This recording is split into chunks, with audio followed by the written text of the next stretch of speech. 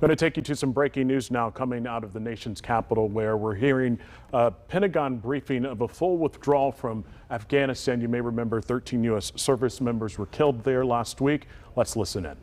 Consular staff, at-risk Afghans, and their families. In total, U.S. and coalition aircraft combined to evacuate more than 123,000 civilians, which were all enabled by U.S. military service members who were securing and operating the airfield. On average, we have evacuated more than 7,500 civilians per day over the 18 days of the mission, which includes 16 full days of evacuations, and more than 19,000 on a single day. These numbers do not include the roughly 5,000 service members and their equipment that were sent to Afghanistan to secure the airfield and who were withdrawn at the conclusion of our mission.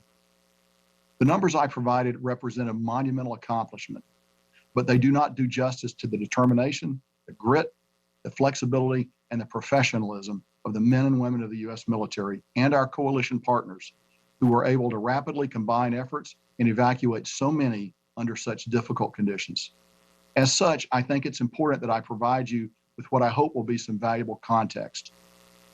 When the President directed the complete withdrawal of U.S. forces from Afghanistan in April, the team at U.S. Central Command began to update and refine our existing plan for a potential non-combatant evacuation operation, or a NEO, in Afghanistan. We have a framework of plans that included numerous branches and sequels depending on the nature of the security environment. Over time, we continued to refine our plans, which included the interagency, the international community, and other combatant commands.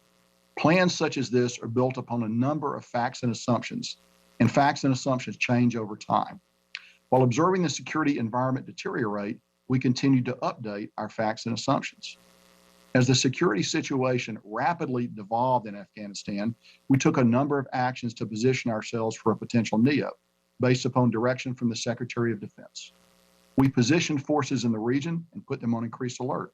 We began to pre-position supplies, and we began some preparatory work on intermediate facilities in Qatar with the support of our gracious host nation.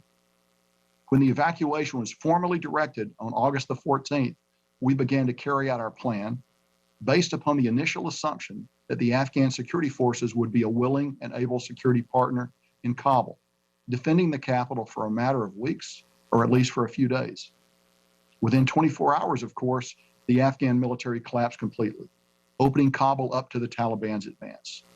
On August the 15th, in a meeting with Taliban senior leadership. All right, you've been listening to a live, seems to be a virtual news briefing from the Pentagon, from an official there talking about the full withdrawal of U.S. troops from Afghanistan. Of course, this is coming on the deadline of August 31st, where U.S. troops said to be out of the country. And again, just days after 13 U.S. service members were killed at Kabul International Airport. And it seemed that was Lieutenant General McKenzie speaking there. And we got word that about an hour ago, the final plane with U.S. troopers left Afghanistan. So, of course, you know, over the last few days, we've been talking about the evacuations that have happened.